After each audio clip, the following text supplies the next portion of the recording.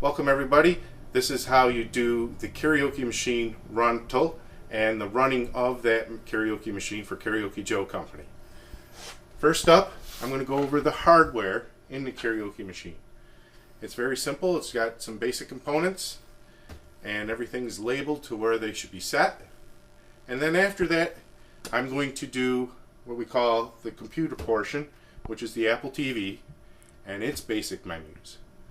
Then finally, if you're going to stick with me after that, I'm going to do a simple breakdown procedure and how to pack everything up. If you're not doing that portion, you can skip that part. Okay, first up, I'm going to go over the hardware. Here we have a TV set, an Apple TV, which is the heart of what's being used, a switch for the audio, a wireless mic receiver within two antennas that we can put up like that. We have the mixer, which does all our audio, a power supply. This is a CD player that also does karaoke formatted discs like CDG and VCD. And under the security cover, we have a feedback destroyer and a compressor, stuff that you don't have to worry about typically. And at the very bottom, we have the amplifier. All right. Starting off with the mixer. The mixer has these labels, and basically you can just leave the sliders where they are labeled at, though you can tweak them. And we're going to use microphone 1 and 2, and in the lid of the box you will find where the microphones are stored. Now, I usually get these out before I leave you with the karaoke rental, but just in case, this is where they're stored. Typically, in there, you'll find batteries for replacing any dead batteries that you might have in your wireless mics, and also your wireless mics themselves. They are plainly labeled, like number 1 through number 4. Now, I'm going to grab number 1 and 2, because with microphone 1 and 2, we also have feedback destroying circuitry on it, versus just compression and gating, which are done on all 4 microphones. I'm going to set that aside for a second. On these microphones, you notice a power switch. You simply turn it on, and when the red light comes on and goes off, you know that it's good. The battery comes on. If you notice here, it's getting a signal in the receiver, and you can actually hear it through the speaker. To save batteries, just turn it off. That will go out, and it's not working anymore. That's perfectly fine. That's how you would run it. You could leave the slider there and just use it for small adjustments. You can also do the same thing with number 2. Check to make sure it's good. The red light goes out. That's on. That's ready to go. Battery changing, very simple. You might need to do it. It takes 2 AA batteries in the back. Very simple cover to it. Just simply click it in there. Change them if you need to. It will certainly tell you the red LED comes on and stays on when the battery's starting to go flat. Now, you can certainly use these sliders to tweak it up and down if you find it's too loud or soft for your microphones. And they just coordinate with the number. So if you needed to make this mic louder or softer, simply go to number 2 and go up and down, such as that. Okay? Now, on to the Apple TV part. The volume for that is this white slider here, and this is the one that you're primarily going to run. If you're using the switch at the top, make sure that switch is on, the Apple TV, and then down here you can change the volume control. This one here, pretty much set, and leave it where it's done, because that changes all the volumes at once, and you don't want to change the gain on your microphones. There's also an echo control, which is this red slider. And if you don't want echo in your mics, turn that off. It doesn't affect your music, only affects your mics. And if you want that karaoke echo, which is good for singers, but not good for speech, That's how you adjust that knob. That's this red knob right here. Okay, now that's the hardware portion of things. Oh, actually, it's not complete. There's a couple other things as well. If you have an iPod, iPhone, that kind of thing, you do have a hookup for that. Hook up your laptop in there if you like. It's an 1/8" TRS stereo input. Simply plug that into your audio output on your iPod, iPhone, phone, or laptop. And you could simply come over here to the switch and select it. And when you do that, you'll get the audio off of that device that you just plugged in. This switch here does your CD player down here. Now, this CD player also does the video component. So if you're doing old school video discs or karaoke discs, and you have an old disc that you want to play, you can certainly do so. You have to switch the input on the TV set to composite. And it doesn't matter, different brands have different ways of doing it.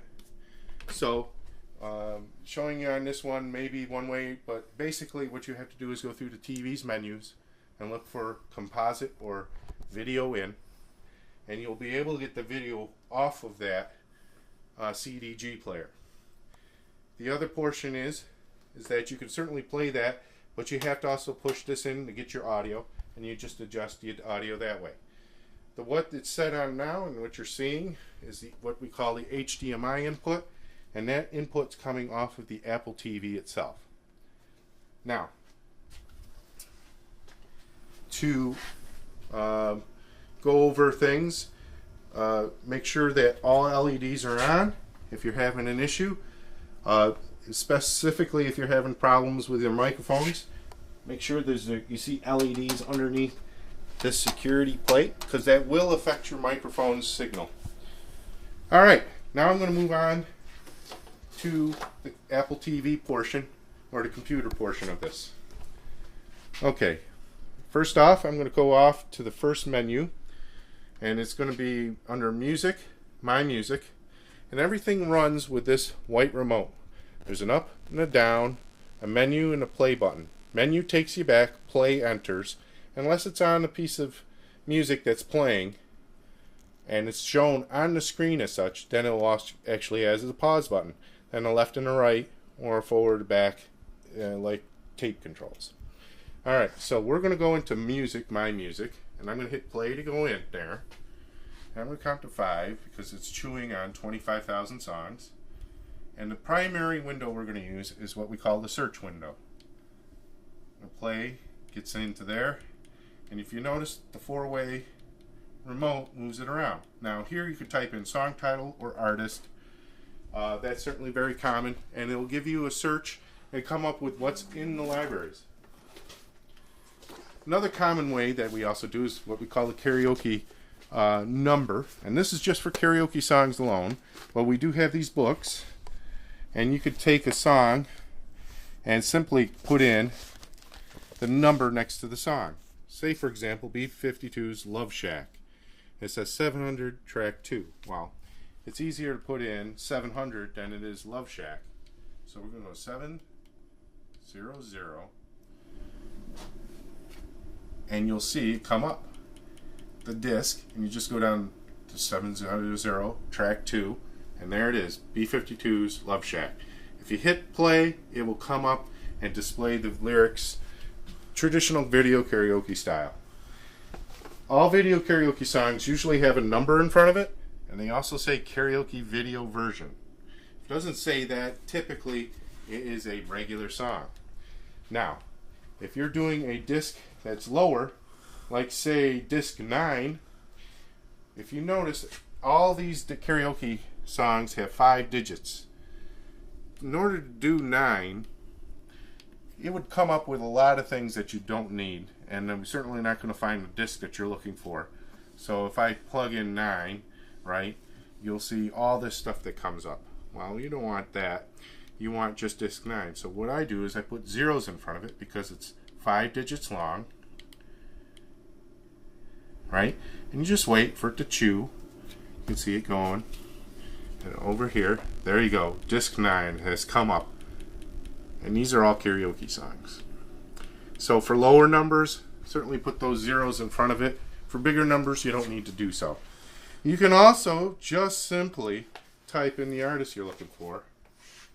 You have to be exact, but let's see if we can find B52s.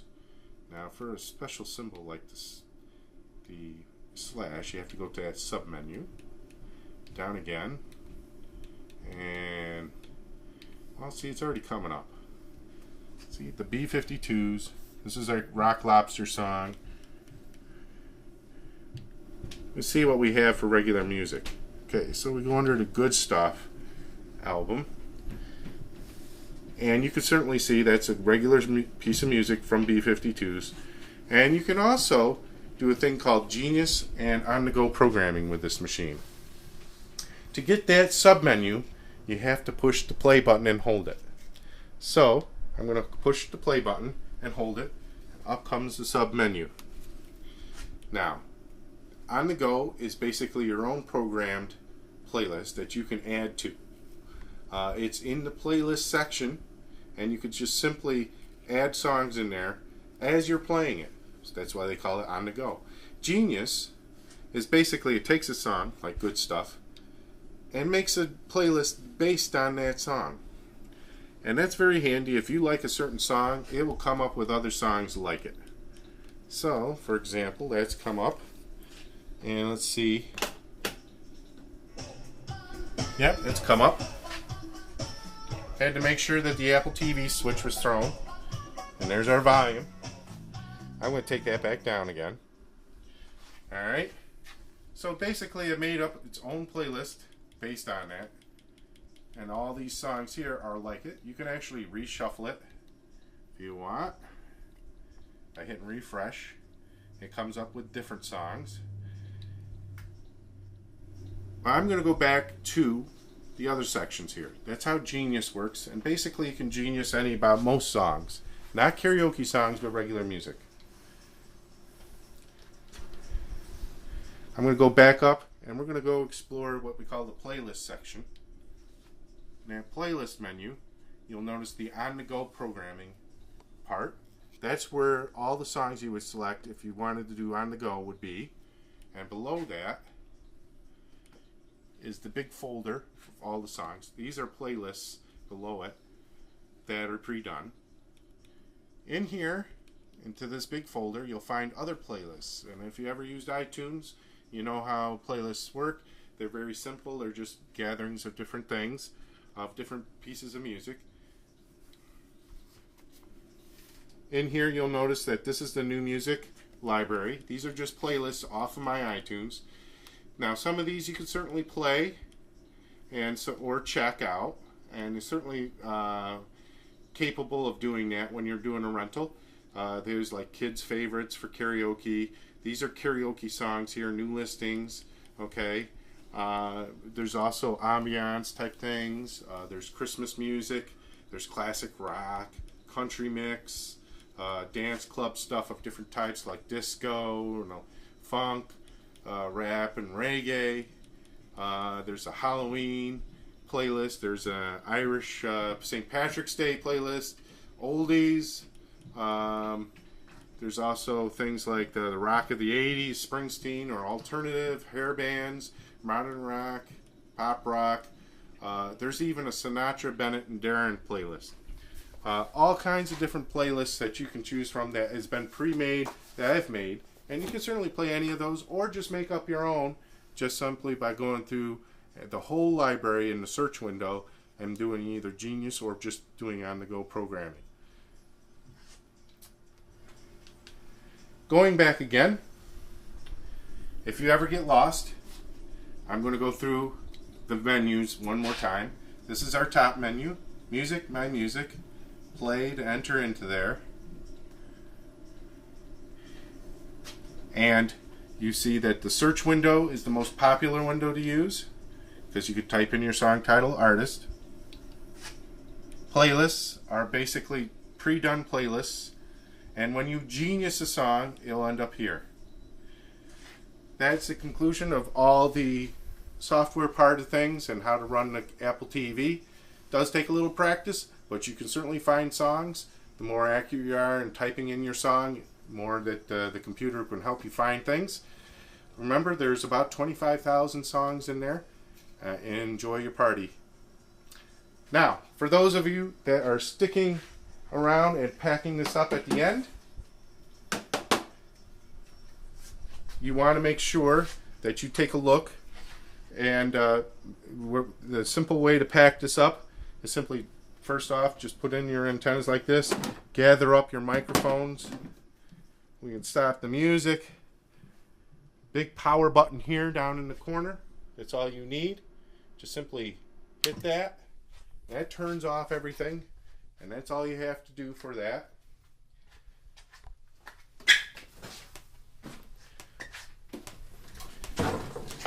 In the back here, you'll notice this is where the TV set is stored. Okay, you simply take the TV set, put it right on its face in the back like so.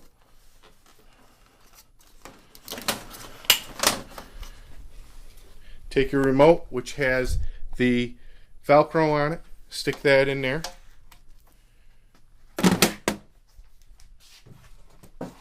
Take your microphones, you put them into the back of the lid, which has the case.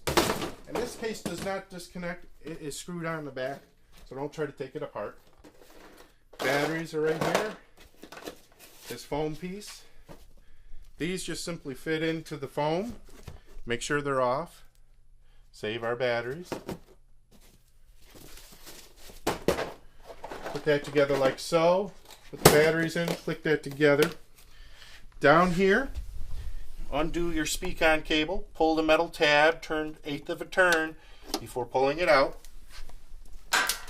And the same thing with our power.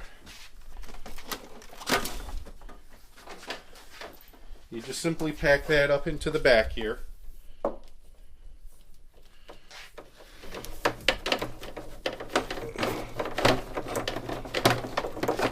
Shove that in like so. And then, once that is done, you simply take the lid, it's labeled which way it goes, and it only fits one direction, the back lid anyways. Set that on there, like so, and take like a bungee, and sometimes we have them stored here, if not, they're in the back of the box, and just go around until you have it hooked on to over here. Since that's a loose one, and we use another bungee here. Back around again. You don't have to do two on there, I just happen to do it for this one.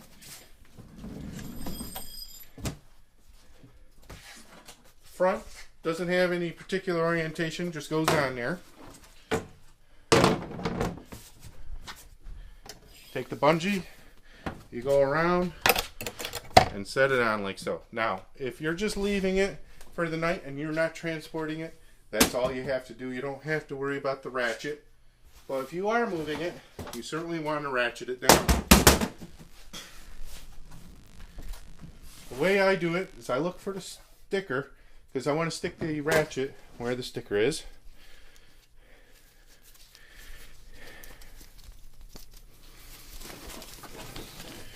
Take this, you orientate it so that it can go around the whole rack, like so. And you want to basically follow right where those bungees were. You take the pieces and you put them interconnected like so, and then you simply take that and ratchet it right down for the whole machine.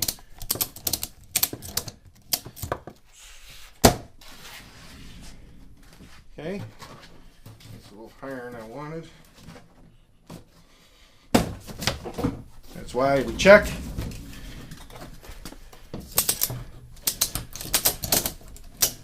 Alright, so now that's ready to transport. Speaker cables. I'm going to connect the speaker, same as the amplifier. Make sure you forget about the little metal tab. I simply wrap them by folding them in half and folding them in half again and then tying them.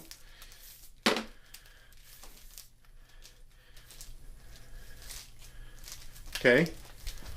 And you just simply put all your speaker cables and your books and power cables in here. Anything that's loose, that doesn't belong in the big rack, simply goes in this box. Simple as that. Connect it up, and you're good to transport. Well, that's how you break down a karaoke machine.